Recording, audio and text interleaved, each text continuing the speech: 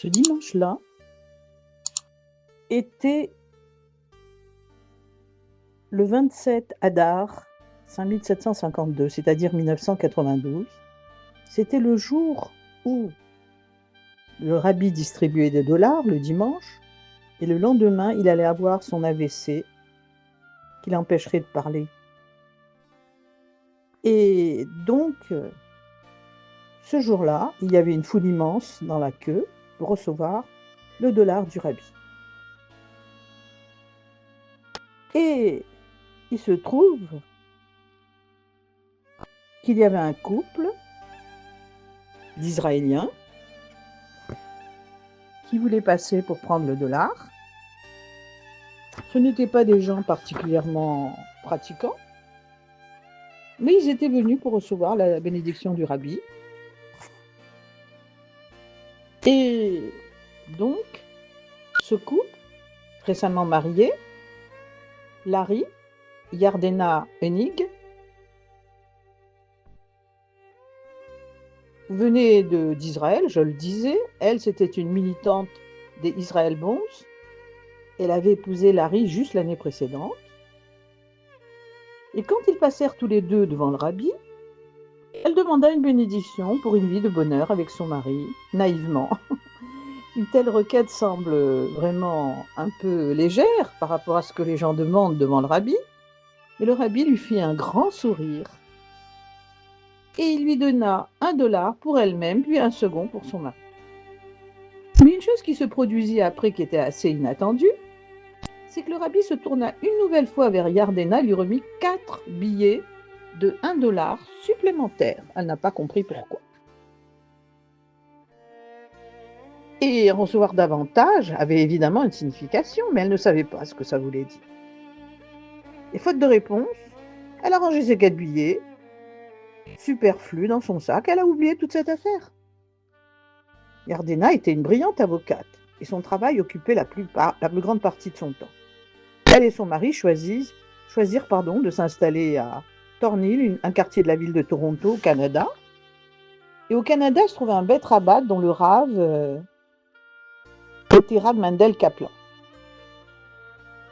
Yardena, malgré qu'elle soit peu pratiquante, a commencé à fréquenter ce Beth Rabat le Shabbat et les jours de fête avec son mari. Et peu à peu, ils se sont rapprochés du judaïsme. Au fil des années, le couple a eu 3 enfants et ils connaissaient vraiment un bonheur parfait.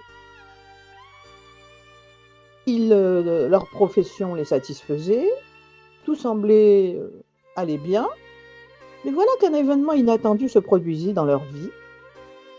Pendant l'hiver suivant, Yardena découvrit qu'elle était enceinte. Cela ne faisait pas partie des prévisions du couple, mais ils sont allés consulter des spécialistes pour voir si tout allait bien. Et en fait,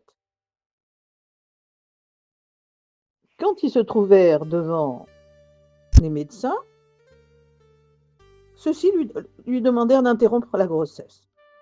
Le médecin personnel de Yardena lui dit « Votre corps n'est plus à même de mener une nouvelle grossesse à son terme. Il vaudrait mieux ne pas vous mettre en danger et en même temps celle de l'enfant à naître. » Et devant une telle unanimité, Larry et Yardena se sentirent complètement désemparés. Et le médecin d'ajouter « Si vous persistez à continuer cette grossesse, sachez que nous vous demandons de signer une décharge. Nous ne prendrons aucune responsabilité quant à ce qui arrivera à vous et à l'enfant. » Dans ce contexte, Yardena était complètement perdue. Elle déclara au médecin « Écoutez, nous sommes en fin de semaine, donnez-moi ce samedi et je vous donnerai ma réponse, quelle qu'elle soit dimanche. » Bon, ils acceptèrent. Et Larry, son mari, lui posait une question, il lui dit « Mais pourquoi tu as demandé un samedi? Qu'est-ce qui va se passer samedi de plus qui va t'aider à résoudre la question? Je ne comprends pas que tu aies demandé d'avoir une journée de réflexion supplémentaire le samedi. » Elle lui répondit « C'est très simple, ce Shabbat, je vais aller au Beth Rabat, je vais demander conseil au Rav Menachem Mendel Kaplan. Mais l'ennui, c'est que l'homme propose et Dieu dispose, le Rav Kaplan n'était pas là ce Shabbat. Et pour le remplacer, il y avait le Rav Zalman Aaron Grossbaum. Donc elle n'a pas osé parler avec celui qu'elle ne connaissait pas. Mais pendant son discours de Shabbat, le Rav Grossman n'arrêtait pas de dire le rabbi a dit, le rabbi a fait, il faut consulter le rabbi, etc. Et il a tellement répété le rabbi dit que, le rabbi fait que, etc. que d'un seul coup, elle a eu une illumination, Yardena. Et elle s'est dit, le rabbi, bien sûr, c'est cela, le rabbi. Le rabbi nous a bénis, il nous a donné une réponse pour une quatrième naissance, puisqu'il nous a donné 4 $. Les 3 $, c'était pour mes 3 enfants, mais le quatrième, c'était pour qui? C'est qu'il avait prévu cela. Alors, elle est sortie de la synagogue, son mari est accouru, et bien sûr,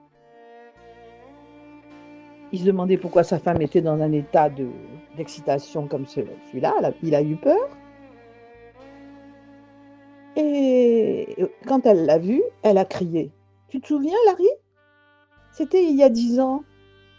Tu te rappelles, il y a 10 ans, quand on est passé devant le rabbi pour la distribution des dollars et que le rabbi m'a donné 4 $? Eh bien, c'est bien pour ça qu'il m'a donné 4 $. Nous avons eu jusqu'ici 3 enfants. Et le quatrième $, c'était pour celui qui arrive à présent et que les médecins disent qu'il faut arrêter tout.